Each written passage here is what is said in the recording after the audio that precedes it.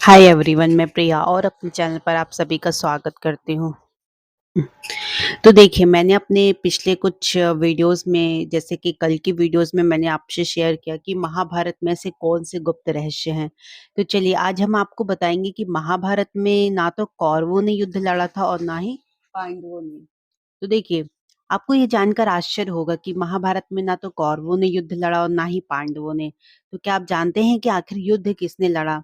देखिए, आप इस वीडियो को स्टार्टिंग से लेकर एंडिंग तक आपको वॉच करना पड़ेगा। अगर आपने ज़रा सा भी स्किप किया तो आपको नहीं समझ में आएगा। तो देखिए, कौरव उसे कहते हैं जो कुरु वंश का हो। और कुरु वंश के 2 ही योद्धा भीष्म, केवल 2 ही योद्धा थे, वो थे भीष्म। उसी तरह जब पांडव का कोई पुत्र था ही नहीं, तो कैसे पांचों कुंती पुत्र हो गए? या फिर कैसे कुंती पुत्र पांडव कहला गए? तो देखिए, क्या आप जानते हैं कि कौन थे 100 कौरव? देखिए, कौरव महाभारत में हस्तिनापुर, नरेश, धृतराष्ट्र और गांधारी के पुत्र थे। ये संख्या में 100 थे तथा कुरु के वंशज थे। सभी कौरवों में जो दुर्योधन था वो सबसे बड़ा था। लेकिन सवाल यह उठता है कि क्या सभी कौरव और पांडव कुरु के वंशज थे? यदि नहीं तो वो फिर किसके वंशज थे?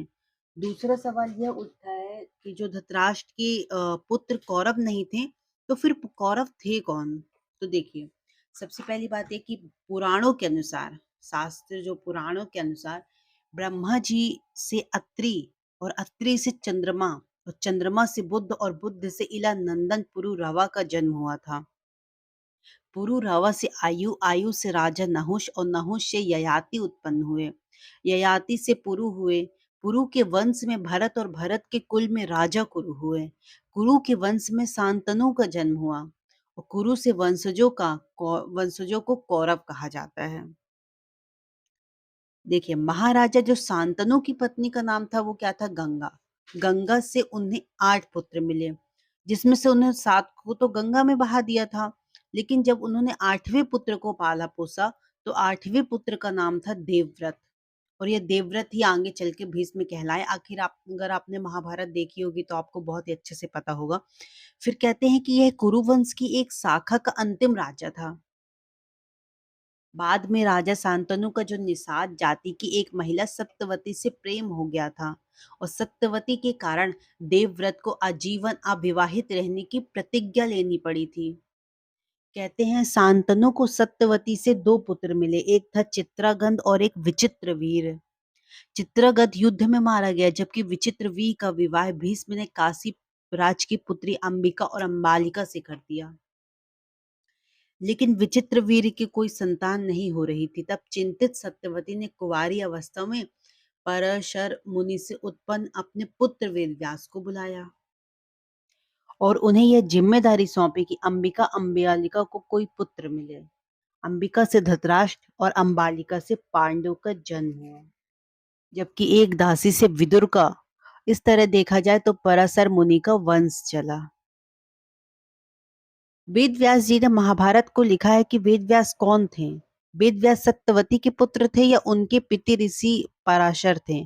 सत्यवती जब कुंवारी थी तब वेद व्यास ने गर्भ से जन्म लिया था। बाद में सत्यवती ने हस्तिनापुर जो महाराजा शांतनु से विवाह कर लिया था।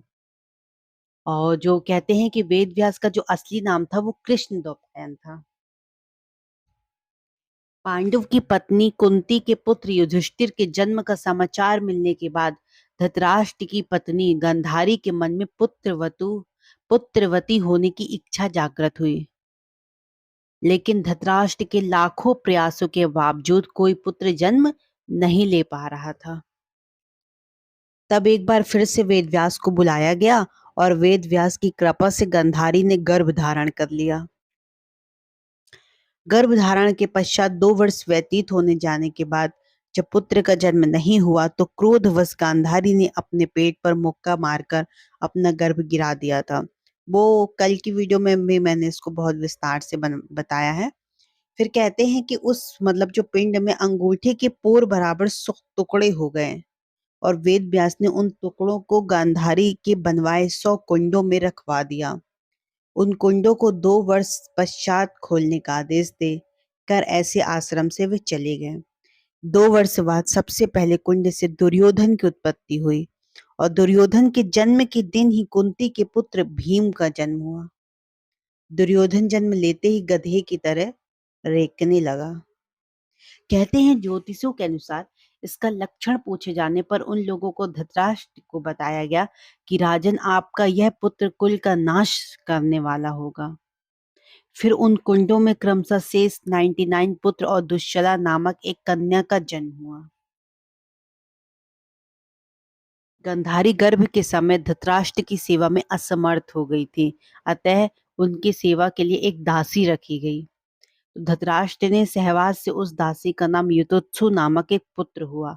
युवा होने पर सभी राजकुमारों का विवाह यथा योग्य कन्याओं से कर दिया गया। तभी से दुश्शला का जो विवाह था वो जयद्रथ के साथ हुआ था। क्या पांडव नहीं थे पांडु पुत्र, है ना? तो फिर वो कौन थे? तो देखिए, एक बार राजा पांडु अपने दोनों पत्नियों कुंती और माद्री के साथ वन में आखेट के लिए निकले। वहां एक मृग का मैथुरथ जोड़ा दिखाई दे दिया। पांडु ने तत्काल उस मृग को एक बाण मार दिया। मरते हुए मृग ने पांडु को श्राप दिया कि राजन, तुम्हारे समान क्रूर पुरुष इस संसार में कोई भी नहीं होगा।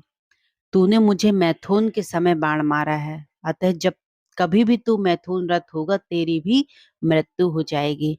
इस श्राप से पांडु अत्यंत दुखी हुए और अपनी रानियों से बोले कि अब मैं अपनी समस्त वासनाओं का त्याग करके इस वन में ही रहूंगा।